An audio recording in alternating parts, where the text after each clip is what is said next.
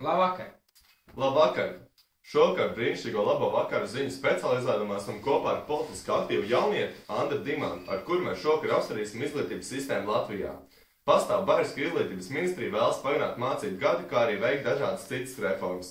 Un skolēni ļoti sašutuši, jo viņi neizprot ne problēmas būtību, ne arī, viņi redz savu pašu problēmu, to risinājumu nesaskata. Tāpēc mēs šovakar esam kopā ar Andru Dimantu, politiski aktīvu jaunieti, kurums izstāstīs savu viedokli un varbūt arī no intervijām citu viedokļus.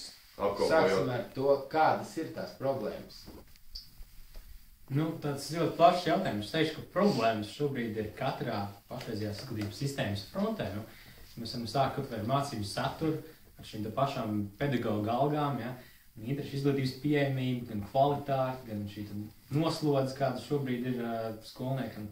Un šeit ir daudz garu plašu stāstīt, jums kaut kas konkrētāks. Kādas ir problēmas mācību saturā? Šobrīd izglītības programma balstās galvenokārt uz šīm teorētiskām zināšanām. Un tajā brīdī, kad šī tēma nesakrīt varbūt ar indivīda tādām kā ar šo interešu loku, tad sākās dažādi veidi špikošana un šādas lietas. Varbūt vajadzētu padomāt, kā padarīt šo mācību procesu interesantāku. Jūs sakāt, ka viss ir pārāk sistemātiski, ko tad vajadzētu veikt, darīt tās darbības, lai nebūtu viss tik sistemātiski pēc tā plāna vienu kaut pārveidot varbūt?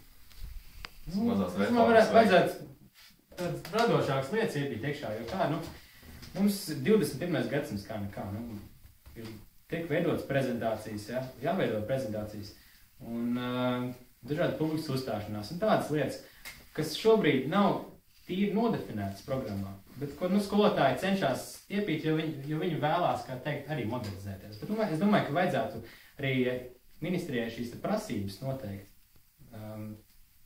Jāiepina šis lielāks radošums iekšā. Tas ir tikai arī vispārēji domāts ir par, tikai kādās mazās skolas, ir vispār, ka par visu Latviju to vajadzētu ieviest arī visās sākums skolās, vidusskolās, augstskolās, vai arī uz sākums skolās. Es runāju par programmas maiņu kā tādu. Šobrīd jums ir arī šis te projekts, es gribētu teikt, ka varējāt jūs lasīt grāmatu par politiku, un centties ko iemācīties, bet es domāju, ka šādi ir interesanti arī un kaut ko jaunu var iegūt kādas zināšanas. Tāpēc, es domāju, ka šāda veida projekti ir ļoti labi. Skaidrs, un atgriežoties pie šī pirmā jautājuma, tā pamatjautājuma par mācību gadu pagarināšanu, tad kāpēc tieši jāpagarina šis mācību gads, ko tas labi dos mūsu izglītības sistēmai, kāds viņu uzlabos un tālāk arī nākotnē? Kāds jūs viedoklis šajā jautājumā? Latvijā šobrīd ir visīsākais mācību gads Eiropā. Rezultātā šī diena, ko skolēns pavada skolā, ir ļoti gara. Es teikšu tā, ka neatliek laiks pietiekami, lai kvalitīvi apgūtu šo mācību vielu. Un, ja arī cilvēks nodarbojās ar kādu ārpusstundu aktivitāti, tad šī laika ir uzreiz arī mazāk.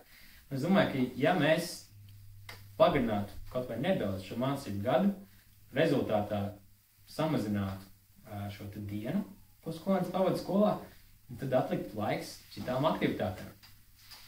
Un, piemēram, ja tāds gadījums būtu, kad jaunietis vēlas strādāt pa vasaru darbā, viņam pelnīt naudu, varbūt samaksāt par mācībām vai par mācību materiālu, un vasarā tikai tas viens brīvs mēnesis, viņš nevar nopelnīt pietiekami daudz naudas, lai samaksā par to visu. Un viņš nevar arī atrast to nakts darbu, ko jūs viņam ieteiktu, kāds jūs viedoklis risinājums tieši.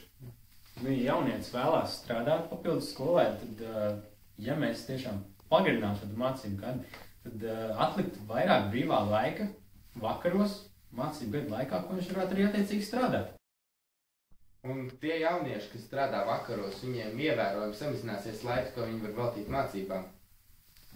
Bet es gribu teikt, ka šobrīd viņiem ir laiks, ko viņi pavada mācībās vakaros. Bet saprotu, ka tā ir ļoti tās pretrunas, ka reāli, kad jaunieši, tas jau viņi vasarā, ja viņiem būtu 3 mēneši brīvs, viņiem sapelnīt naudu, viņiem nevajadzētu strādāt mācību gadu laikā, tad viņiem būtu parādītos brīvs laiks, varbūt tās mācību dienās.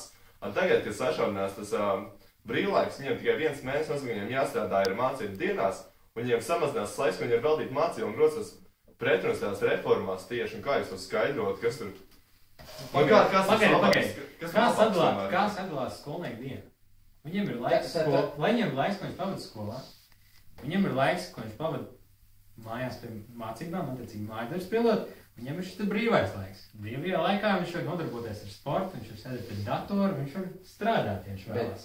Tas atkal pie jauna, ka mums mācību sistēmā vajadzētu ieviest jaunu priekšmetu kā laika menedžments, kur mēs skolēniem mācītu menedžēt laiku. Lūdzu, jūs to varat darīt. Var iesniegt ierosinājumu, izglītību zinātņu ministrijā, to var izdarīt. Nē, jautājums cits tieši. Bet jūs teicāt, jūs nosūtāt šo tā dienas grafiku. Tagad jau sanāk, kad ja samazinās to brīvlaiku, pagarinās mācību gadu, tad jau vēl klāt nāks tas darbs vakarā. Un tas jau arī tas pieprasa enerģiju vienam mazāk ir pazīstams. Vai jūs vēlaties labi pabeigt skolu, vai jūs vēlaties sapelnīt daudz naudas? Un tā mēs nonākam pie pēdējā jautājuma. Ko jūs ieteikt katram jaunietim? Ko darīt šajā situācijā? Es ieteiktu katram pašam painteresēties par šo tēmu un, kā teikt, būt lietas kursā. Vairāk pievērst uzmanību saturam, nevis šim te ziņu virsrakstiem, kas bieži vien neatbilst šim saturam un galīgi. Paldies! Šeit jums kopā bija Reinis Vilnītis, mans kolēģis Ārts Vreds un politiski aktīvais jaunietis Andris Dimants. Paldies! Šeit bija brīnišķīgās vakar ziņas. Ar labvakaru! Ar labvakaru!